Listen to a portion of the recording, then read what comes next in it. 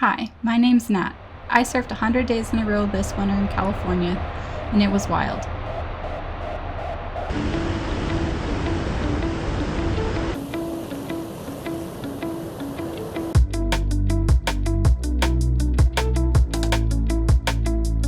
Why did I do it? I wanted to get into good paddling and surfing shape and be the most prepared for my trip to Indonesia.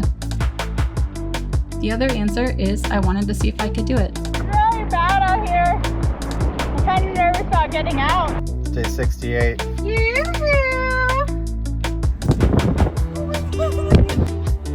Strike mission. Day 84. We're ready, let's go. Day 98. I've always gone about things in a sort of all or nothing way, and for me, dedicating myself to something singularly has been the best way to progress and know I gave it my all regardless of the outcome. Even though I actually have surfed 100 days in a row when I first started surfing, this time was really different because I chose to do it in wintertime. Honestly, when I started the challenge, it was still pretty nice out. And I think I forgot how absolutely brutal the wintertime in California can be for surfing. Boy, was I in for it. Storm after storm blew through, and it was rough out there. Sometimes it was truly unsurfable, and all I could do was paddle out to be washed back in. Go shred, bro. The last 100 days was filled with highs, surfing with some of my best friends, and making so many new friends.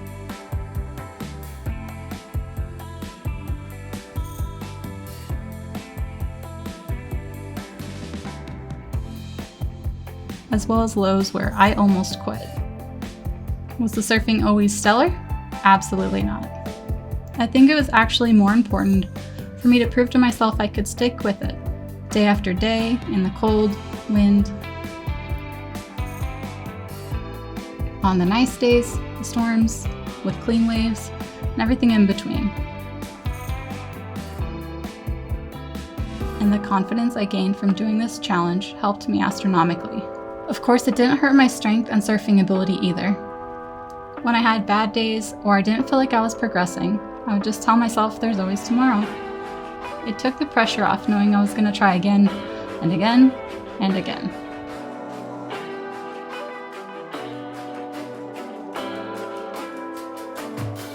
One thing I was truly not expecting was the outpouring of support and all the friends I met along the way. I'm naturally a shy person, and that's why I usually prefer to hold the camera. Putting my surfing, my journey, myself on the internet was way out of my comfort zone, and I was fully prepared for everyone to think it was dumb. I can't even express how much people coming up to me in the water, telling me they watch my videos, that I inspired them to surf for the first time, asking me what day I was on, or just coming to surf with me meant to me. I think it really healed a part of me that thought no one would care. And now I'm more motivated than ever to support other people on their surfing journey and help any way I can. I think no matter how good or bad you are, we don't realize the impact we have on the people around us. Huge shout out to my husband and photographer Ben in the water for hyping me up, filming, and supporting me through every single up and down on this challenge. I couldn't have done this without him there every step of the way. To anyone wanting to try something like this, I would just make sure you're doing it for your own reasons and sticking to your own rules to the best of your ability. To me, it was important to do the 100 days consecutively because I knew if I gave myself an out, I would just skip all the bad days. And the bad days are ultimately what made a huge impact on my surfing and gave me something to compare the good days to. You don't have to do 100 days. You could do 10 days, 30 days, you could do X amount of sessions with a coach or a friend. Whatever you think will be a challenge, but possible for you. Remember, it's about the process. Don't try too hard to control the outcome. You can't control the ocean. You can't control how fast you progress. All you can do is your best. Don't beat yourself up on the bad days. Everyone wishes they were better, and I think we will all always wish we're better because the bar keeps getting raised.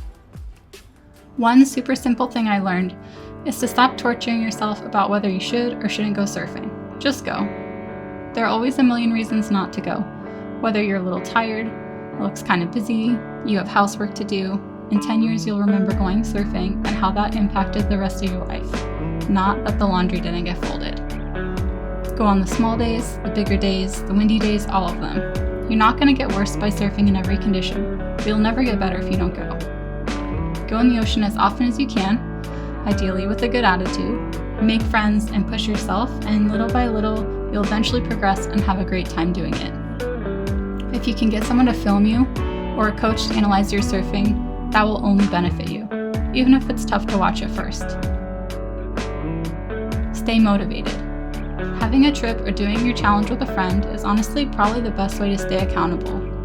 I was lucky to have you all, as well as my Instagram community and Santa Cruz surfing friends keeping tabs on me. But the real reason I stuck with it is because I had an amazing surf trip lined up, and I had a vision of how I hoped that could go. I've gone on several surf retreats, and I can't recommend them highly enough for surfers of all levels. Every time I go on a surf retreat, I truly have the best time, meet the coolest people, progress my surfing, and come back so motivated and happy. I've done surf retreats in Costa Rica and Indonesia, and they changed my life. Let me know if you want any recommendations. So, would I do it again? Yes. If I could go back in time, I would still do this challenge. It was honestly one of the hardest things I've done, but it really impacted me in a positive way. It helped me get in epic surfing shape and connect with so many cool people along the way. Now what? I just landed in Bali, Indonesia a few days ago to rest, acclimate to the weather, and the 15-hour time difference before heading to the Mentawais, and I'm so excited to be here. This place is paradise to me. The weather, the people, the vibe, I love it.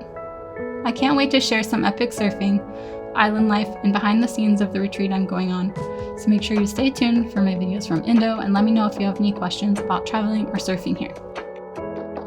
Recently, my friend Colby interviewed me about surfing 100 days in a row, and he asked me some really important questions. Please go check out his channel to see what he's up to. He's an amazing cinematographer, surfer, and storyteller. Thank you so much for following along, and I'll see you next time.